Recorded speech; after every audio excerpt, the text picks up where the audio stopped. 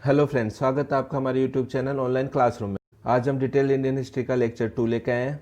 Lecture 1 में हमने पढ़ा था कि हिस्ट्री क्या है और हिस्ट्री के कौन कौन से सोर्स होते हैं। अगर आपने वो वीडियो अब तक नहीं देखा तो इस वीडियो के डिस्क्रिप्शन में जाइए और उस वीडियो को ज़रूर देखें। आज का हमारा टॉपिक है प्री हिस्टोरिक पीरियड में हम पैलियोलिथिक एज के बारे में जानेंगे। तो आइए हम वीडियो को शुरू करते हैं।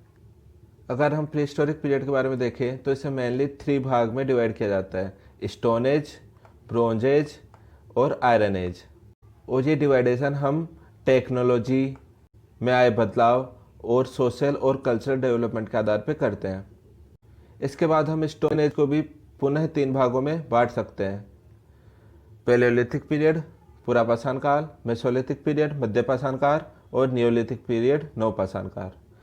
पैलियोलिथिक पीरियड का समयकाल 10,000 ईसा पूर्व तक माना जाता है। इसके अलावा मेसोलिथिक पीरियड 10,000 ईसा पूर्व से 6-7,000 ईसा पूर्व के बीच पाई जाती है और नियोलिथिक पीरियड को 7,000 ईसा पूर्व से ब्रोंज एज की शुरुआत तक मानते हैं। आज हम मेनली पैलियोलिथिक पीरियड के बारे में पढ़ेंगे। हम पैलियोलिथिक पीरियड को भी 3 भागों में बांट सकते हैं: लोअर पैलियोलिथिक पीरियड, इसका समय पीरियड 2 लाख ईसा पूर्व से 1 लाख ईसा पूर्व के बीच माना गया है। इसके बाद मिडल पैलियोलिथिक पीरियड, इसे 1 लाख ईसा पूर्व से 40,000 ईसा पूर्व के बीच माना गया है। इसके बाद अपर पैलियोलिथिक पीरियड आता है जो 40,000 से 10,000 ईसा पूर्व के बीच आता है। अपर पैलियोलिथिक तक आते आते मानव ने बहुत ज़्यादा विकास कर लिया था, जैसे हम इस पीरियड में कला आदि के भी साक्ष्य मिलते हैं। और ये डिवाइडेशन हम मुख्यतः टेक्नोलॉजी में आए बदलाव और एनिमल हंटिंग और फूड गैदरिंग के तरीकों के आधार पर करते हैं।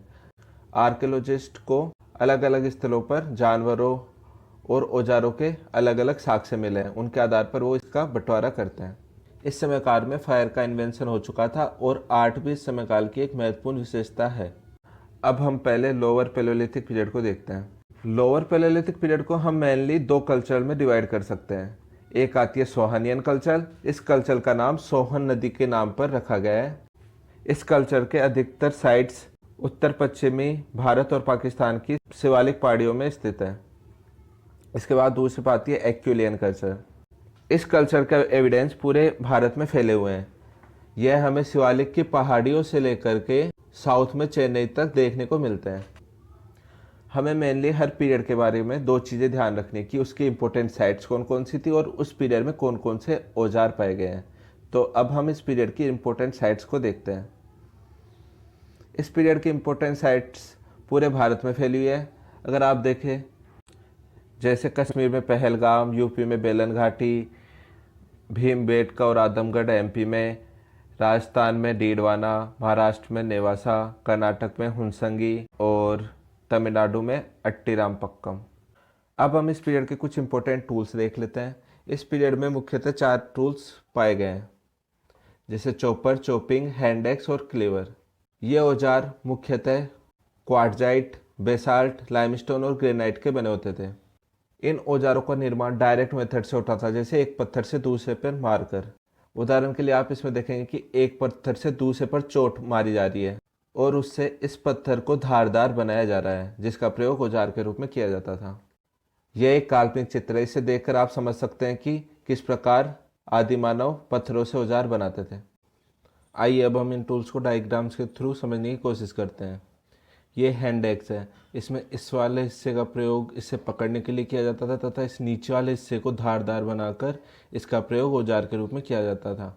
ये चॉपर है, ये क्लीवर है। इसमें इस वाले नुकीले हिस्से को धारदार बनाया जाता था तथा इसे नीचे से पकड़ा जाता था। अब हम मिडल पैलियोलिथिक पीरियड के बारे में देखते हैं। मिडल पैलियोलिथिक पीरियड पूरे भारत में फैला हुआ है।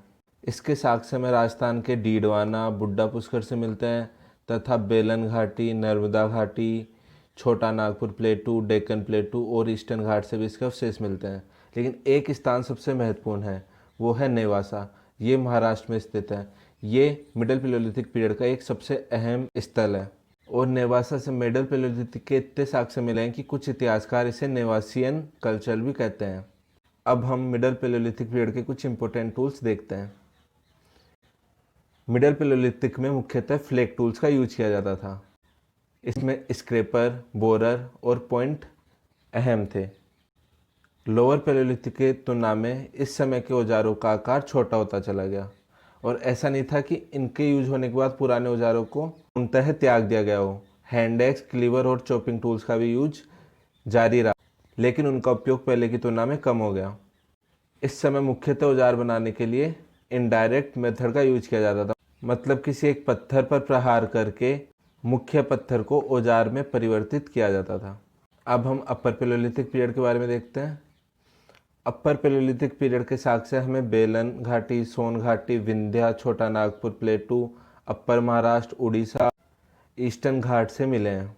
इसकी कुछ महत्वपूर्ण साइट आंध्र प्रदेश में कुन्नूर केव्स, मध्य प्रदेश में हथनोरा, भीमबेडका और आदमगढ़, कर्नाटक में सोरापुर और बीजापुर हैं।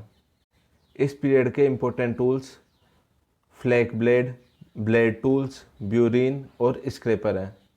औजारों का आकार काफ़ी छोटा होता चला गया तथा मनुष्य की बुद्धि विकसित होती गई तथा उन्हें औजारों की और ज़्यादा समझ होती गई। अब वो ट्रैप आदि का भी प्रयोग जानवरों को पकड़ने के लिए करने लगे। इस समय पत्थरों पर डायरेक्ट प्रहार करके उन्हें मनचाहा आकार देकर उन्हें इस समय पत्थरों पर सीधा प्रहार करके उन्हें मनचाहा आकार दिया जा सकता था। तो हम पाते हैं कि तकनीक में काफ़ी विकास हुआ। अब हम अपर पैलियोलिथिक पीरियड के कुछ इंपॉर्टेंट फीचर्स देखते हैं। पाटने से हमें ओस्ट्रिच के अंडों के बीट्स मिले हैं, यानी कि मनके। ये हमें बताते हैं कि उस समय के लोगों को कला में भी रुचि थी। इसके अलावा हमें बिलासुरगाम केव, जो कि कुन्नूर डिस्ट्रिक्ट में है, यहाँ से बोन स्टोन टूल्स मिले हैं और हमें हड्डियों के ऑर्नामेंट्स आदि भी मिले हैं। इसके अलावा हमें भीमबेटका से रॉक आर्ट के प्राचीनतम साक्ष्य भी अपर पैलियोलिथिक पीरियड से ही मिलना शुरू होते हैं। यह चित्र आप देख सकते हैं, यह भीमबेटका के रॉक आर्ट का एक उदाहरण है।